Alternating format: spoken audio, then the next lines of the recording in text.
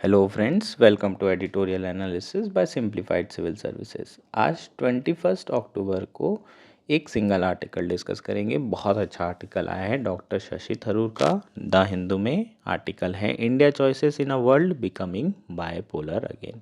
इस आर्टिकल में हम बात करेंगे कि इंडिया के पास क्या क्या चॉइसेस हैं जहां वर्ल्ड दोबारा से बायपोलर हो रहा है, कोल्ड वॉर एरा वापस आ सकता है और इंडिया के पास क्या लिमिटेड चॉइसेस रहेगी। ये सारे एस्पेक्ट इस आर्टिकल के थ्रू कवर किए जाएंगे। अगर आपको हमारा एनालिसिस पसंद आ रहा है तो प्लीज़ आप लोग लाइक करें, कमेंट करें, शेयर करें एंड सब्सक्राइब करें। अगर आपको पेपर की पीडीएफ चाहिए तो आप हमारा टेलीग्राम चैनल भी ज्वाइन कर सकते हैं, जिसकी लिंक आपको नीचे दी गई होगी। मोर पे क्लिक करेंगे और आप डायरेक्टली लिंक पे क्लिक करेंगे, टेलीग्राम चैनल ज्वाइन कर पाएंगे। आइए शुरू करते हैं हमारा एनालिसिस।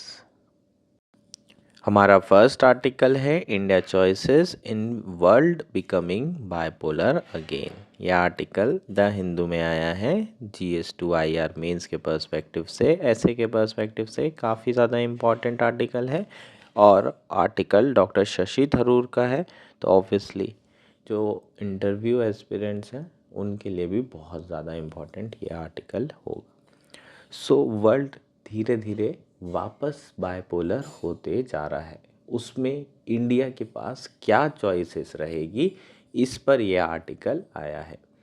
इसके साथ साथ जो बायपोलरिटी है वो कोल्ड वॉर वाली बायपोलरिटी नहीं है, सिमिलरिटी नहीं है। सो यहाँ पर कंपैरिजन भी किया है US रशिया और USSR वर्सेस US चाइना के बीच में जो बायपोलरिटी है उसमें क्या डिफरेंसेस हैं, जो कोल्ड वॉर एरा था उससे क्या डिफरेंस है इस बार की बायपोलरिटी में। द क्वेश्चन इज कि बायपोलरिटी है क्या। अगर अभी हम बात करें तो वर्ल्ड जो है मल्टीपोलर वर्ल्ड है, अलग अलग पावर केंद्र हैं। US है, चाइना का राइज हो रहा है, यूरोपियन यूनियन है, इंडो पैसिफिक में धीरे धीरे इंडिया का भी राइज हो रहा है, इंडियन ओशियन में इंडिया बहुत इम्पॉर्टेंट पावर है।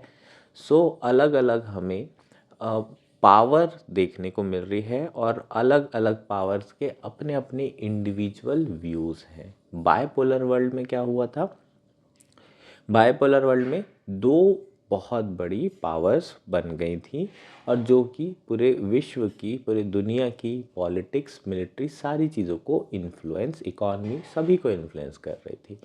लेकिन उसके बाद फिर 20-30 साल तक के यूनिपोलर एरा आया जिसमें US की हेजेमनी रही। उसके बाद धीरे धीरे जो कंट्रीज़ हैं उनका वापस राइज हुआ, जैसे यूरोपियन यूनियन अलग बना, वो बहुत स्ट्रॉन्ग पावर सेंटर बना, इंडिया राइज हुआ, चाइना राइज हुआ, रशिया भी दोबारा से स्ट्रॉन्ग होते जा रहा है। ऐसे में मल्टीपोलर वर्ल्ड डेवलप हुआ और अब दोबारा से ऐसा लग रहा है कि बायपोलर वर्ल्ड बन सकता है, जिसमें यूनाइटेड स्टेट्स और चाइना दोनों एक दूसरे के कंपेरेबल पावर है और दोनों का इन्फ्लुएंस पूरे वर्ल्ड पॉलिटिक्स, इकोनॉमिक्स, मिलिट्रीली बहुत ज़्यादा बढ़ता जा रहा है और कहीं ना कहीं बाकी कंट्री को चूज़ करना होगा उसे किसके साथ जाना है। सो यहाँ पर वही सारी चीज़ों की चर्चा की गई है। देख लेते हैं लास्ट मंथ, पहले कॉन्टेक्स्ट देख लेते हैं। Last month when India's national security adviser Ajit Doval met the Chinese foreign minister Wang Yi on the sidelines of BRICS National Security Advisor meeting in St. Petersburg, Russia, a possibility was born anew. Is our diplomatic engagement with China strained since horrific June 20 Chinese incursion into Galwan Valley that claimed the life of 20 Indian soldiers about to improve? India faces this question at a time when its relation with the United States has been thriving, with the US regarding India as a useful partner to counter Chinese aggression in the Indo-Pacific. So must India again face a crucial choice in bipolar world. So recently NSA की meeting हुई थी, BRICS national security advisor meeting में China के NSA और India के NSA दोनों मिले थे। तो एक क्वेश्चन निकल के आया कि भाई जो इंडिया की रिलेशन ख़राब हुए हैं 2020 गलवान वैली इंसिडेंट के बाद से, क्या वो बेहतर होंगे। और ये सारी चीज़ें उस टाइम पे निकल के आ रही है जब इंडिया और यूनाइटेड स्टेट्स के रिलेशन बहुत ज़्यादा स्ट्रांग होते जा रहे हैं। तो इंडिया चाइना के रिलेशन ख़राब हो रहे हैं, इंडिया बहुत ज़्यादा क्लोज आ रहा है किसके साथ, यूनाइटेड स्टेट्स के साथ। तो यहाँ पर फिर से जो बायपोलर वर्ल्ड बन रहा है उसमें इंडिया के लिए दोबारा से चॉइस आ गई है। क्या इंडिया यूएस के साथ जाएगा, क्या इंडिया चाइना के साथ जाएगा, या फिर इंडिया नॉन अलाइनमेंट मूवमेंट की तरह ऑटोनॉमी इंश्योर करते हुए एक थर्ड ब्लॉक बनाएगा। सो ये कई सारी चीज़ें हैं जो यहाँ पर क्वेश्चन उठ रहे हैं। नेक्स्ट बात कर लेते हैं। My answer would be a qualified yes. Yes, because two major power, the US and China, are again vying for a global hegemony, but qualified because this is not the bipolarity we knew during the Cold War era. So यहाँ पर जो writer है उनका कहना है कि cold war की तरह बायपोलरिटी नहीं है, लेकिन बायपोलरिटी दोबारा से हो रही है वर्ल्ड में। सो इनका ये कहना है कि यस बिल्कुल बायपोलर वर्ल्ड बन रहा है, लेकिन क्वालिफाइड यस इसलिए क्योंकि there are differences in the bipolarity during the cold war era and in the present time. So क्या डिफरेंसेस हैं वो आगे देखते हैं। US and China have multiple connections with each other that the US and USSR did not. The US is the largest investor in the Chinese economy. China owns more US Treasury bond than any other country. The US sends more tourists to China than any other Asian country, and there are more Chinese students in US than any of those of any other nationality. So क्या difference है दोनों China और US के बीच में? जो connection है, interdependency है, वो कहीं ज़्यादा है। जैसे कि यहाँ एग्जांपल दिया है, यूएस चाइना की इकॉनमी में सबसे बड़ा इन्वेस्टर है।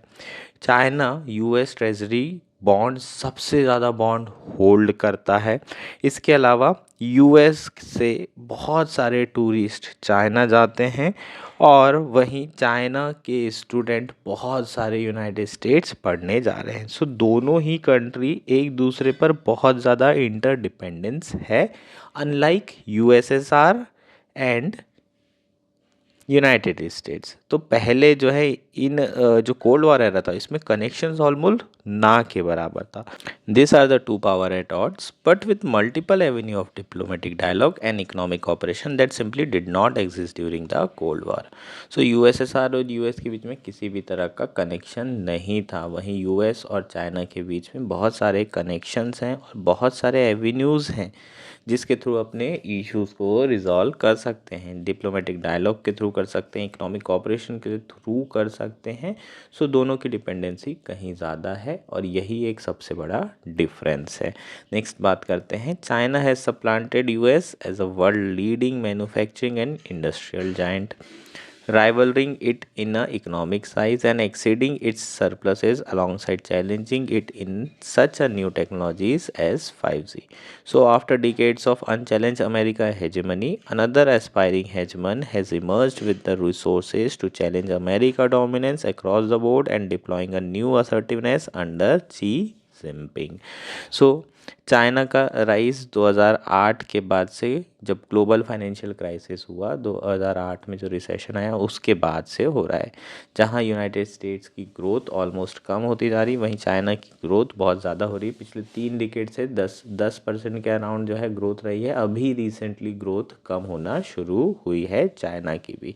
सो चाइना जो है लीडिंग मैन्युफैक्चर बना है, इंडस्ट्रियल जायंट बना है, उसका इकोनॉमिक साइज़ लगातार बढ़ते जा रहा है। इतना ज़्यादा हो गया है कि वो आज उसके पास इतने रिसोर्सेज हैं कि वो यूनाइटेड स्टेट्स को चैलेंज कर रहा है। और सिर्फ मैन्युफैक्चरिंग में ही नहीं, टेक्नोलॉजिकली भी अगर हम बात करें तो बहुत ज़्यादा एडवांस स्टेज में है। US is evolving a strategy to counteract China, much as US deployed containment during the Cold War to stem the spread of communism. Yet, just as today, Sino-American rivalry is starkly different from Cold War bipolarity, so must the counter of such a strategy and India's reaction to it differ from the past. So obvious है कि United states ने counter attack करने वाली या counter act strategy बनाई होगी, लेकिन क्योंकि कोल्ड वॉर एरा में जो स्ट्रैटेजी थी वो यहाँ पर फुली अप्लाई नहीं की जा सकती क्योंकि बहुत ज़्यादा डिफरेंसेस है। सो इंडिया का जो रिएक्शन होना चाहिए वो भी एज इट इज़ नहीं होना चाहिए according to writer. The US and China are intertwined economy. Unlike the US, a total economic separation between the US and USSR during the Cold War. Moreover, China economic might make it claim to global hegemony greater than the Soviet Union ever was. China indispensability to global supply chain and therefore to the world economy is precisely why some observers choose to not to use the label Cold War to describe the Sino-American bipolarity, preferring instead such as terms as competitive coexistence, cold coexistence and conflictual coexistence. So United state और China दोनों ही intertwined economy है। Unlike US and USSR, even China का अगर economy might देखें तो Russia से ये कहीं ज़्यादा डेवलप है और ग्लोबल सप्लाई चेन में चाइना का बहुत इम्पॉर्टेंट रोल है। ग्लोबल सप्लाई चेन बिना चाइना के पॉसिबल नहीं हो सकती है और अल्टरनेटिव बनाने की कोशिश तो कर रहा है यूनाइटेड स्टेट, लेकिन स्टिल अभी टोटल डिपेंडेंस चाइना के ऊपर ही है।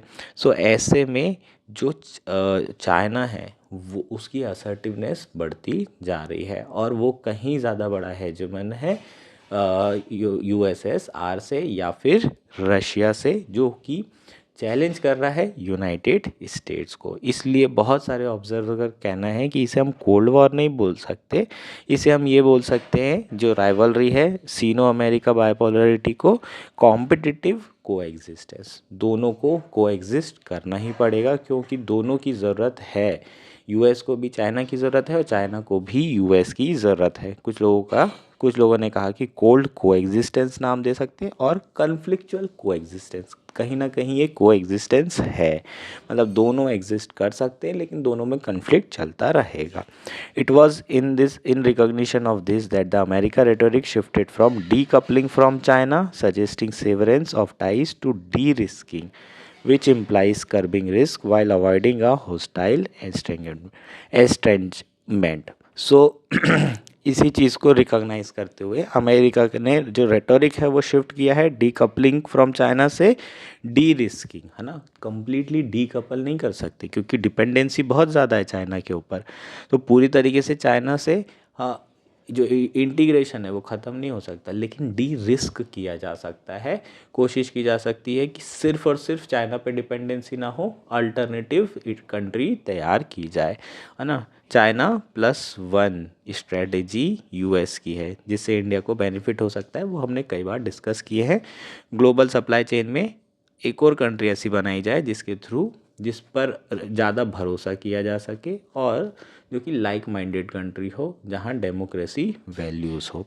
What is more, as superpower rising from the ashes of Second World War, the US and USSR are nearly equal militarily, but China is near parity with and now in some areas threatened to outstrip the US. According to the Pentagon, Chinese Navy has surpassed America in the number of battle force ship over the past decade, owing to China's status as a world top ship producing nation by tonnage. So, अगर world war to के बाद जो US और USSR था उन दोनों में militarily parity थी ऑलमोस्ट, है ना।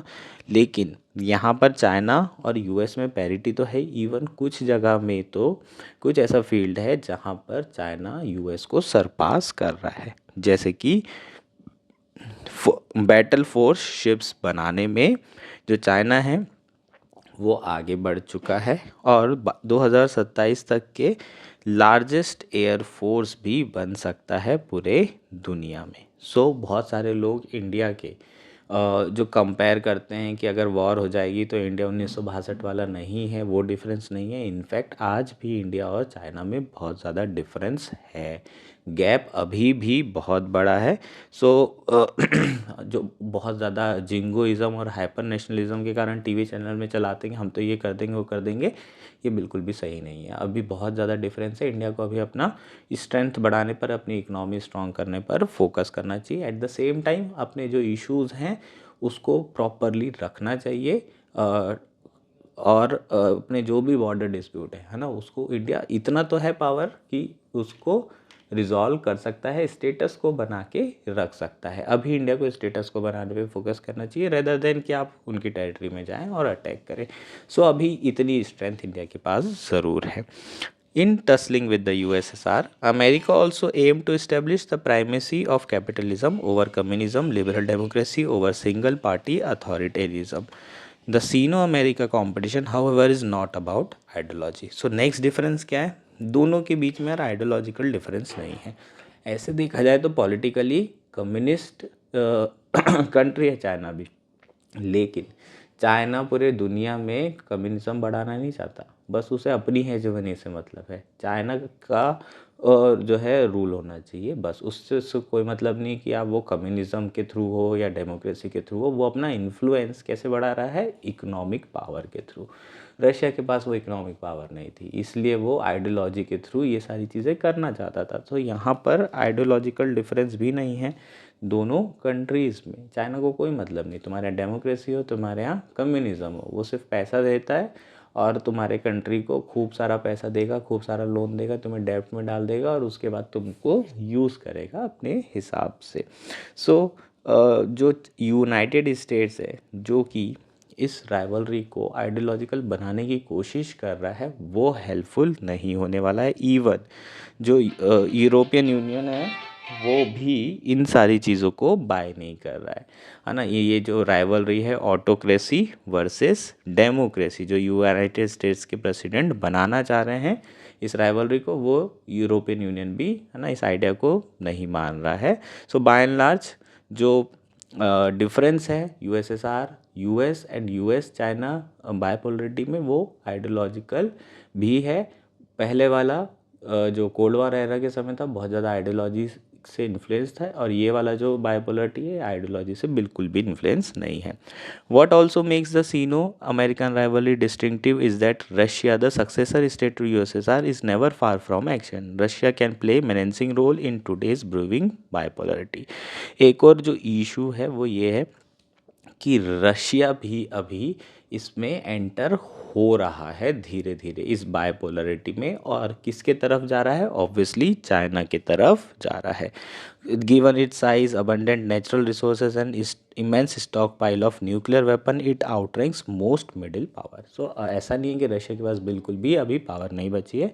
स्टिल रशिया जो है मिडिल पावर में बहुत ऊपर है, उसके पास नेचुरल रिसोर्सेज हैं, न्यूक्लियर वेपन्स हैं, ये सारी चीज़ें हैं, और धीरे धीरे कहीं ना कहीं चाइना और रशिया का एक्सिस बनता जा रहा है against United state.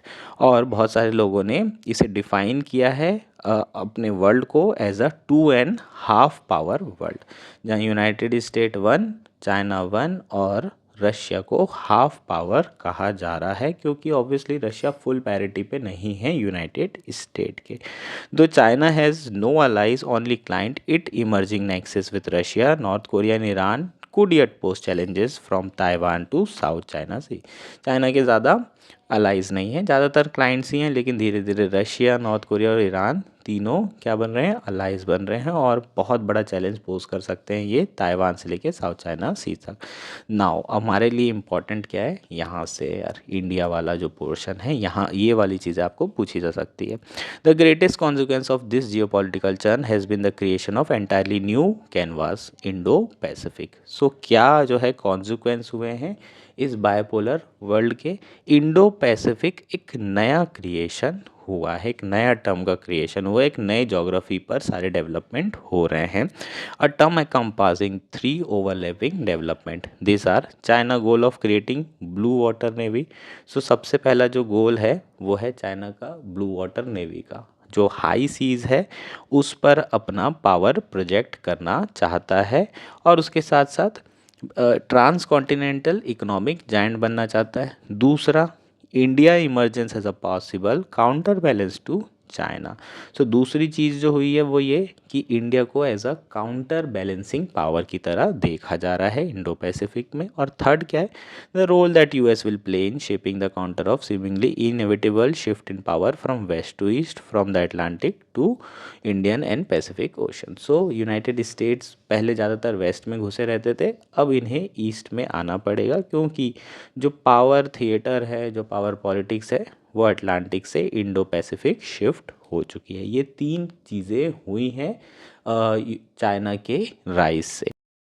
The wanted Quad, comprising the US, India, Japan, and Australia, is driven by the vision of free and open Indo-Pacific, and has more recently been augmented by Squad of US, Japan, Australia, and Philippines. So, against में United state क्या कर रहा है, जो like minded countries है Indo Pacific की, उसके साथ जो है साथ मिल करके कोशिश कर रहा है कि चाइना के असर्टिवनेस को ख़त्म किया जा सके। जैसे कि क्वाड बनाया for free and open Indo Pacific, इसके अलावा स्क्वाड बनाया। ये स्क्वाड इंपॉर्टेंट है, ये नया है, ये आपको पूछा जा सकता है। ये मिनीलेटरल्स, सारे के सारे मिनीलेटरल्स हैं ना, क्वाड, स्क्वाड। स्क्वाड में क्या है, यूएस, जापान, ऑस्ट्रेलिया और एक और कंट्री कौन सी है, फिलीपींस है। इसके अलावा ऑकस बनाया गया है, trilateral security partnership for Indo Pacific between Australia, UK and US. इसको तो आप जानते हैं ऑकस को।